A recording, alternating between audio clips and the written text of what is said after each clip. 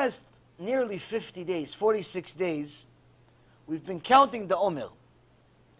Countdown from Pesach, Yetziat Mitzrayim, until Shavuot, 50 days.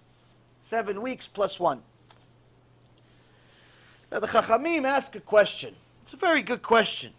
Question is, what happens on the 50th day? Shavuot. Don't jump for the answers, not all at once, guys. Shavuot's on the 50th day. We have less than a week left.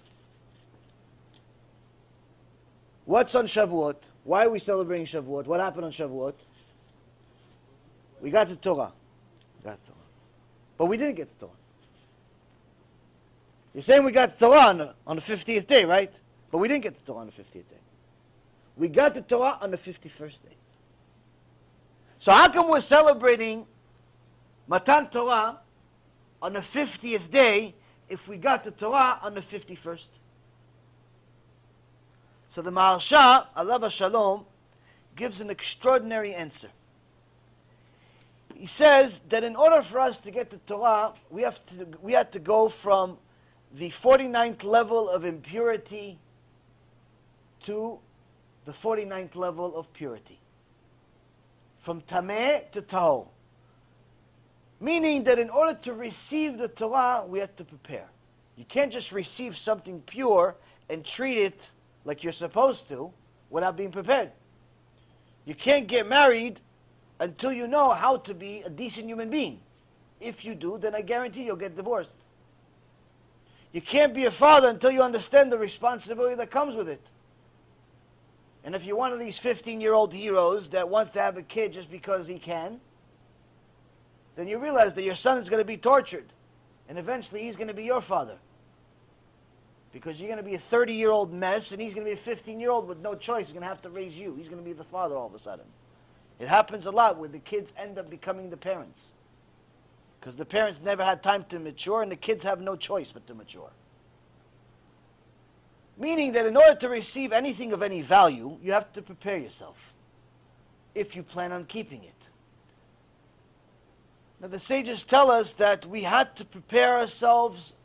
We had to remove all of the idolatry that we had from Mitzrayim. Whether it was the idols themselves in those days or the Avodah Zarah that comes from wigs today. Whether it was believing in the Nile River or Paro or the goat being a god or believing that your dollar is God. Same thing. Nothing's changed. The reality is you had to prepare. And it says that Hashem is giving us the Torah each year all over again. He didn't just give us the Torah back then. He's giving it to us each year all over again. But why are we celebrating the 50th day if we got the Torah on the 51st?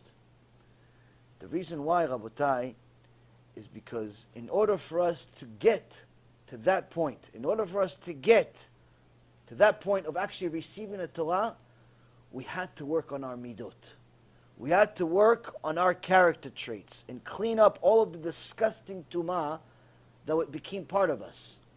All of the sleepy people that think that they're tzaddikim when in reality they're as far from it as can be. All of the people that are religious in their own eyes. All of the people that are generous in their own eyes. All of the women that are modest in their own eyes, but in reality they're not. So this is why we had to prepare for 50 days. And after we were prepared, we got the Torah. Now,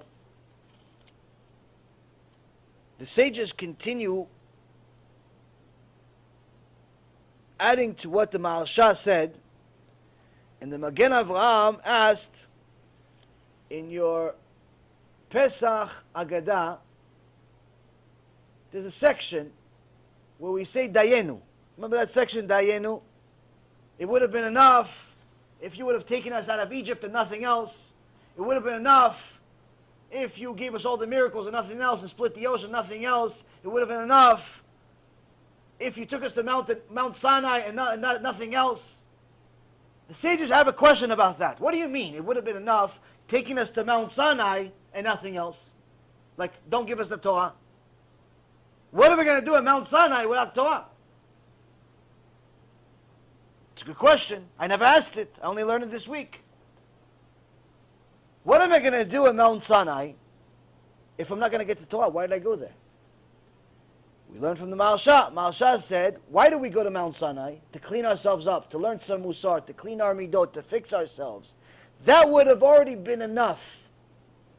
That would have been enough chesed from Hashem to let us do tshuva already, teaching us that it's even more important to fix our bad midot than to learn Torah.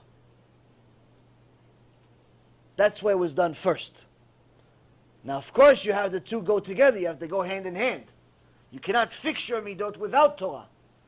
But nonetheless, if a person wants to have a chance, when Mashiach comes, or Gan Eden, or Olam Haba, and all of those things, he has to realize that working on their midot is much more critical than memorizing every single halakha that was ever said by every chacham in the last 1,000 years. It's all important. But fixing your midot is more important. Why? Because the Gemara specifically says, a talmid chacham in midot raot, talmid chacham with bad character traits, nevela sucha tova mimeno. A dead animal in the middle of the street is better than him. Why? Because he was supposed to fix himself as a result of the Torah. Now he learned Torah and he still didn't fix himself. There's no hope for this person. A dead animal is better than him. So, this is one of the major proofs that we learned from this holiday, from Shavuot, of how critical it is to learn Musar. Because it's the only tool we have in order to fix ourselves. It's the only tool. There is no other tool. It's hard. It's different.